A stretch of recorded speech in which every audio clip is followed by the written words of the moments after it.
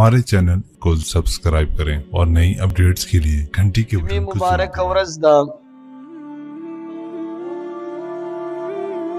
ज़मन मौजू द नबी अलैहिस्सलातु वस्सलाम लसम बीबी हजरत सफिया रजी अल्लाह ताला अन्हा।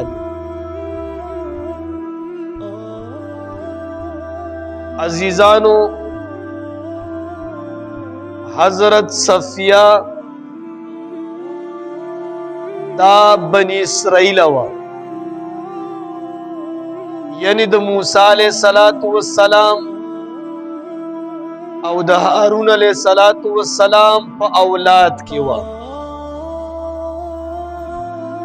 हजरत सफिया रजी अल्लाह ताला अन्हा प्लार हम यहूदी, द प्लार खानदानम यहूदियान, द मूर खानदान हम यहूदियान, द खावन खानदान हम यहूदियान।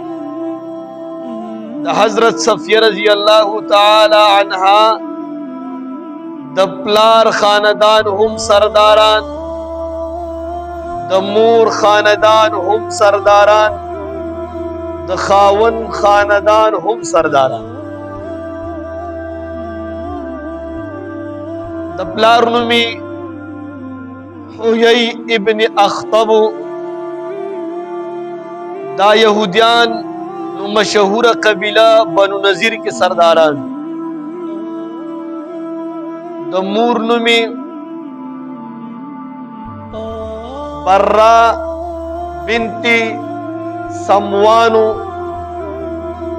दाद बनु कुरैजी चे द यहूदियानु द्वे मडलवा अही के सरदारानु समवान लुई सरदार सड़े।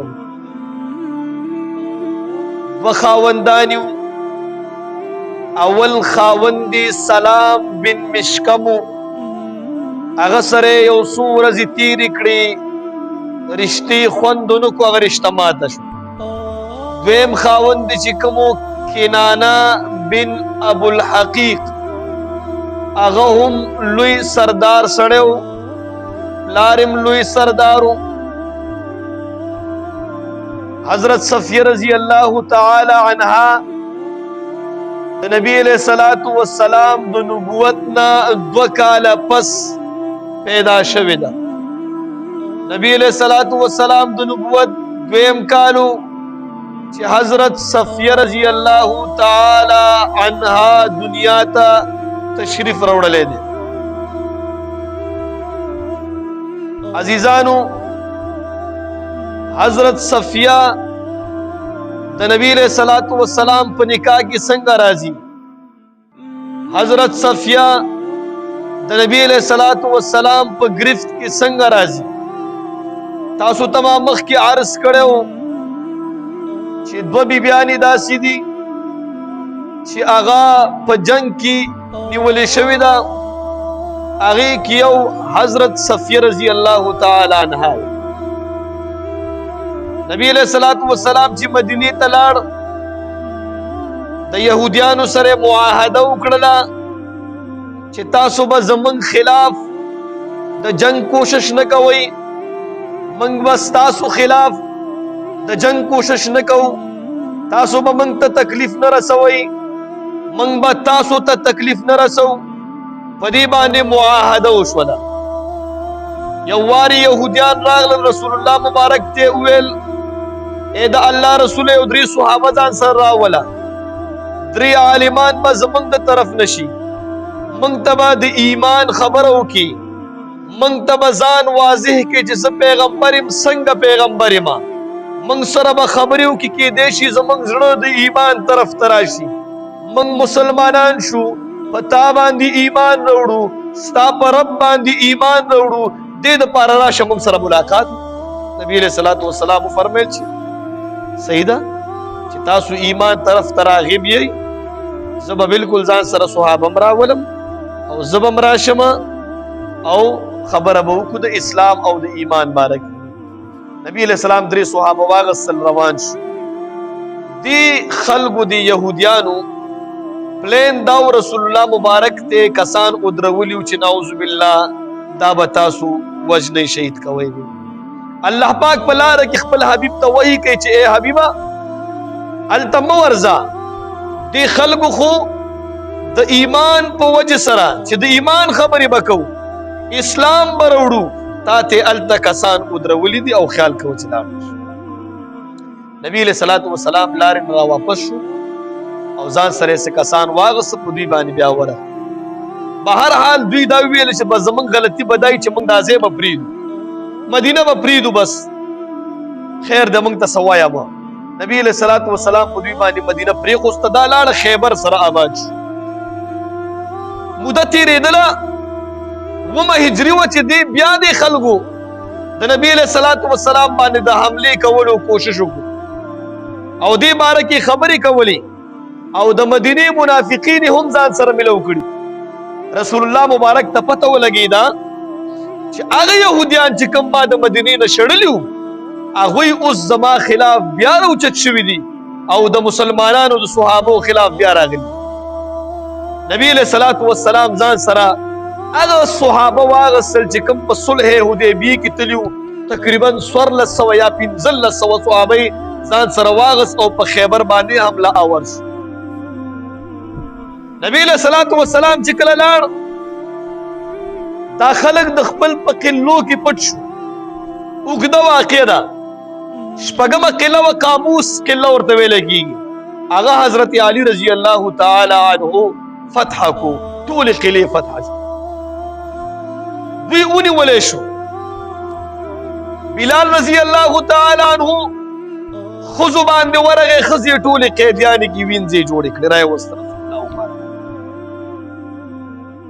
دوی چې کله ونیولی شو، حضرت صفیه رضی الله تعالی عنها هم په دې قیدیانو کې وه. ګورئ جی، پلار یې په دې جنگ کې تقریبا 1.5 سل کسان قتل شوي د کافرانو. پلار یې پکې قتل و او خاوند یې پکې قتل و، نیکه یې پکې پروت و، ټول پراته و. خو حضرت صفیه رضی الله تعالی عنها په زړه کې الله ایمان اچوي، هغه اوس ایمان طرف ته راغب کوي. د الله اراده ده چې دا د رسول الله مبارک بیبي به ګرځېږي، نو زړه ورله څومره سختۍ. روایاتو کې راځي خپل پلار باندې تیر شو، وی نه جړل، خلکو ویل ټول خویندې یې جړل، ده نه جړل. خپل رور باندې تیر شو، نه یې جړل، خاوند باندې تیر شو، بیا یې هم نه جړل. ولې چې هغه ته پته وه چې اسلام حق دین دی او ښه وشو چې دا مرداران شو. ولې دا الله پاک د رسول الله مبارک دی بیوز ګرځوي، د په زړه کې به خامخا د ایمان هغه خوند او هغه مزاج. بهر حال چې کله راغلو رسول الله مبارک ته، دا ټول قیدیان حاضر شو. دحیه کلبی یو صحابي دی رضی الله تعالی عنه. کله ناکله به چې جبرائیل امین علیه السلام وحی راوړه، د دې صحابي په شکل کې به راتلو. ډېر ښایسته سړی و او د دې ځان له به یو سیرت کې ډېر مشهور سړی و. د رسول الله مبارک ته فرمایلو چې ماته یو وینځه راکړه. دا حضرت صفیه رضی الله تعالی عنها نبی علیہ الصلوۃ والسلام هغه له ورکړه. وایي دا ستا وینځه شوه. دې کې بعضې صحابه راغله، وایي ای د الله رسوله، دا حضرت صفیه پلار نسل هم سرداران دي، د مور نسل هم سرداران دي، د خاوند نسل هم سرداران دي، دا به د دحیه کلبي سره څنګه ګزاره کوو؟ غریب سړی دی، دا خو سردارانو قبیلې نه دی. لہذا دا حضرت صفیه د خپل وینځه جوړه کړه. نبی علیہ الصلوۃ والسلام صحابو ته فرمایي چې صحابو یو ځل چې ما فیصله وکړه، څنګه زه د خپل فیصلې نه واپس شم؟ اوس دحیه کلبي رضی الله تعالی عنه د نبی علیہ السلام دا خبرې اوري، پټ ولاړ دی چې نبی علیہ السلام دې صحابو ته فرمایل چې دا خو ما یو ځل فیصله کړې ده، که زه دا فیصله واخلم دا صحابه به څه وایي، دا دحیه کلبي به څه وایي؟ د چې کله دا آواز واورېدو رسول الله مبارک ته حاضر شو. قربان شم، زما مور او پلار دې ستا نه قربان شي، ستا په وجه خو موږ ته دا مال ملو شوی دی، ستا په وجه خو موږ اسلام کې راغلي وو، ستا په وجه خو موږ ته عزت ملو شوی دی، ستا په وجه خو موږ د حق معیار ګرځولی شوي، ستا په وجه خو موږ ته رضی الله تعالی عنهم ویلی شوی دا وینځه واپس تاسو. نبی علیہ الصلوۃ والسلام حضرت صفیه رضی الله تعالی عنها داغه نه واپس واغستلو. اغله د خاون د دې حضرت صفیه رضی الله تعالی عنها د اول خاون یو خوري و هغه ورته ورک د ته واپس واغست. نبی علیہ الصلوۃ والسلام حضرت صفیه سره ودرېدل، ورته وایي زما باره کې څه خیال، د اسلام باره کې څه خیال دی؟ وی اے د الله رسوله د اسلام باره کې مې دا خیال دی چې حق دین دی، په ټولو دینونو کې حق دین دی، زمونږ د دین د یهودیانو نه دا حق دین دی، او ستا باره کې مې دا خیال دی چې ته د الله رسول او زه په تا باندې ایمان وړم، اشهد ان لا اله الا الله واشهد ان محمد رسول الله. ته ما آزاد کړل، وایي اوس د خوښه نه ده چې ما سره نکاح وتړي. نبي علیہ الصلوۃ والسلام ورته وایي ولې نه؟ وایي د الله رسوله ولې نه غواړم چې تا سره مې نکاح وشي، ستا په شانتې هستي د دواړو جهانو سردار ټول جهان الله پاک د په مخ باندې پیدا کړ. وایي زما بالکل زړه غواړي چې زما نکاح دې هم ستا سره. نبی علیہ الصلوۃ والسلام نکاح وتړله. د خیبر مقام نه دې خوا رانږدې چې صحابه یو مقام دی، په هغې کې صحابو ته اعلان وشو چې د نبی علیہ الصلوۃ والسلام نکاح د حضرت صفیه رضی الله تعالی عنها سره. ټولو صحابو ته درخواست دی چې په دې ولیمې کې شرکت وکړي. ولیمه کې څه ورکړه؟ ولیمه کې کجوري وي، پنیر پکې و، سوچه غوړي و. ټول صحابه 1400 یا 1500 صحابه، ټولو صحابو چې کوم دی د رسول الله مبارک ولیمې کې شرکت وکړو، خوراک یې وکړو. دا بیبي د نبی علیہ الصلوۃ والسلام په نکاح کې راغله. دا د نبی علیہ الصلوۃ والسلام لسمه بیبي وه او د عمر په دغه وخت کې 19 کاله و. 4 کاله د رسول الله مبارک سره تیر کړي دي. اوس دې بیبي ته ګورئ، سخاوت کې الله څه عجیبه مقام ورکړی. دا بیبي راغله، ورته پته ولګېده چې د رسول الله مبارک نورې بیبیانې هم شته، د رسول الله مبارک لوڼې هم شته. اول ځل چې لاړو د حضرت فاطمه الزهرا رضی الله تعالی عنها کور ته لاړه او د تندینې ورته موچ واغسته او د خپل یو والی د دواړو غوږونو او 2 بنګړي ورته ورکړه. دا خو لوی سردارانو کې وکړه، دا یې دته هدیه په طور باندې، تحفه په طور باندې. هر یو بیبي کور ته ځي، دینه پس چې کله د رسول الله مبارک لور ته ورغې، دینه پس د هر یو بیبي کور ته ځي، هر یو بیبي ته یو یو جوړه والی ورکړي. دومره سخاوت والا ښځه وه. د ده یو کور و، هغه هم د یتیمانانو دپاره وقف. اوس دې بیبي کې سخاوت خو دومره و. د دې حضرت صفیه رضی الله تعالی عنها عبادت څومره و. دا ډېره عابده ښځه وه. د رسول الله مبارک سره چې د چا رشته کېږي د کې به څه ناڅه خصوصیت. اوس دا حضرت صفیه رضی الله تعالی عنها ته یو وارې یو څو صحابه راغله. څوک صحابه راغله؟ صحابو د دې مخې ته مونځ وکړ، مونځ نه پسې ذکر او اذکار وکړ، د سره ناست دي. دې نه پس صحابه پاڅېدل، بهر وتل. حضرت صفیه رضی الله تعالی عنها ورته آواز وکړ، اے صحابو تاسو څه وکړل؟ وی مور بیبي موږ عبادت وکړ، مونځ هم وکړ. وی اے صحابو دا څنګه مونځ و؟ الله په قرآن کې فرمایي الذین اذا ذکر الله وجلت قلوبهم. د مؤمن مخې ته چې د الله تذکره وشي زړه کې یره پیدا کیږي. واذا تلیت علیهم آیاته، چې کله د الله آیاتونه د ده مخې ته تلاوت کیږي زادتهم ایمانهم، ایمان زیات کیږي.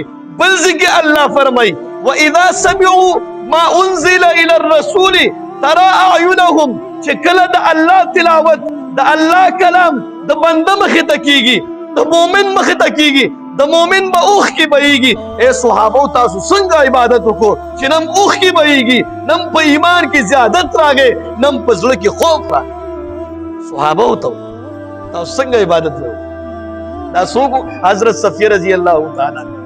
دا څومره عابده وه چې د به په عبادت کې به چې کله عبادت به کوو د الله نوم به هغسې جړل به. صحابو ته تاسو څنګه وکړه؟ الله خو نشي فرمایي چې مؤمن سړی به داسې وي او تاسو عبادت وکړو، موږ لمونځ وکړو. دا به دومره عبادت ګزاره.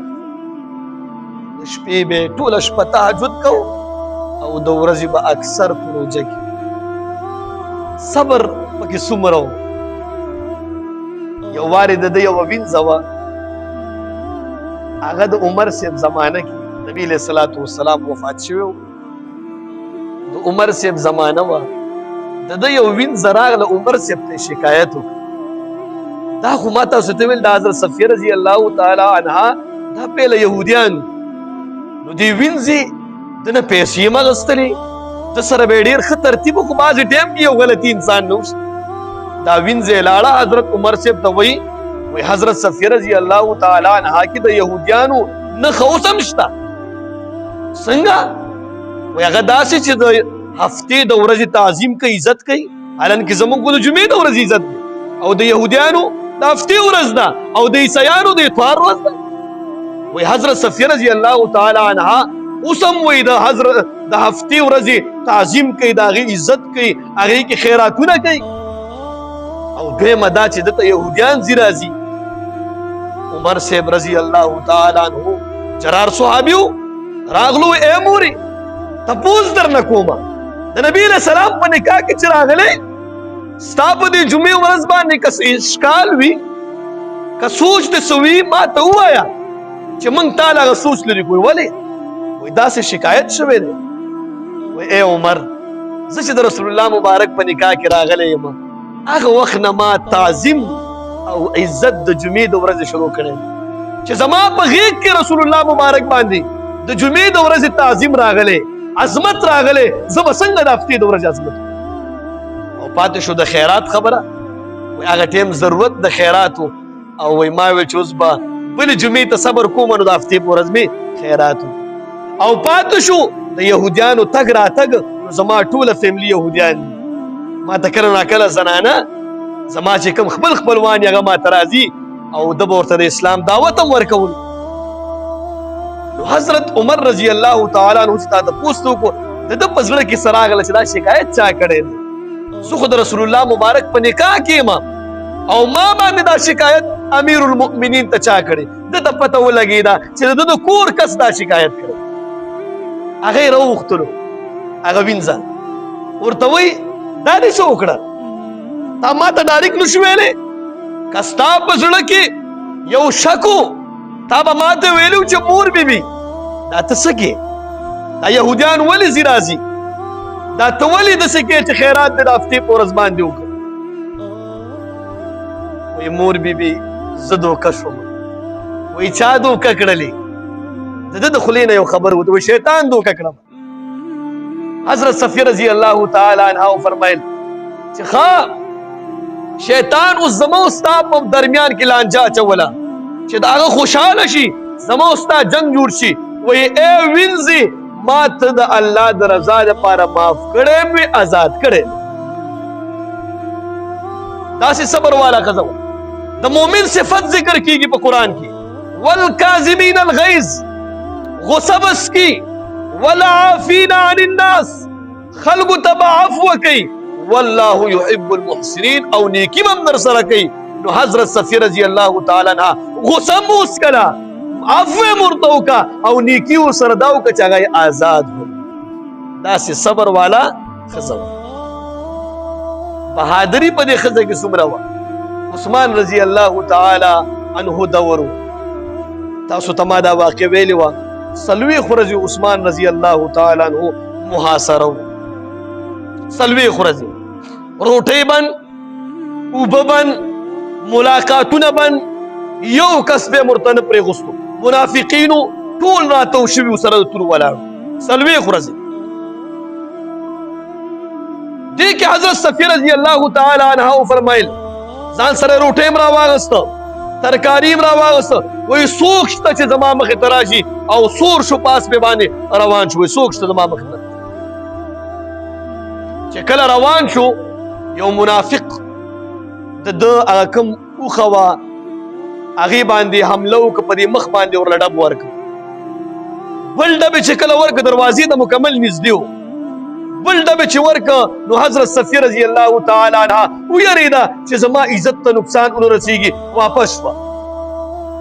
د عثمان صاحب ملاقات ته لاندې روټۍ ورته یو کم کار یې وکړه، په دیوالونو باندې د خپل کور په چت باندې ځان ته لاره برابره کړه. 40 ورځې مې په چت باندې حضرت عثمان صاحب ته روټۍ هم وړله، اوبه یې ورته وموړه. 40 ورځې.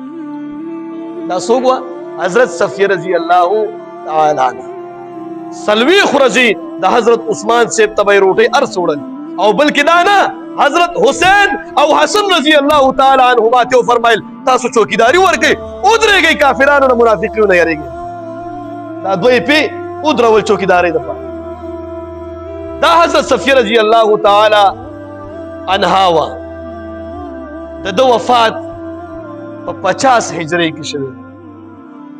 د ده ډېر واقعات دي، خو موږ چونکې د جمعې ورځې لنډې کوو چې زموږ په سمجھ کې دا خبره راشي چې د نبي علیه الصلاة والسلام بیبیانو د دین دپاره څه قرباني ورکړې.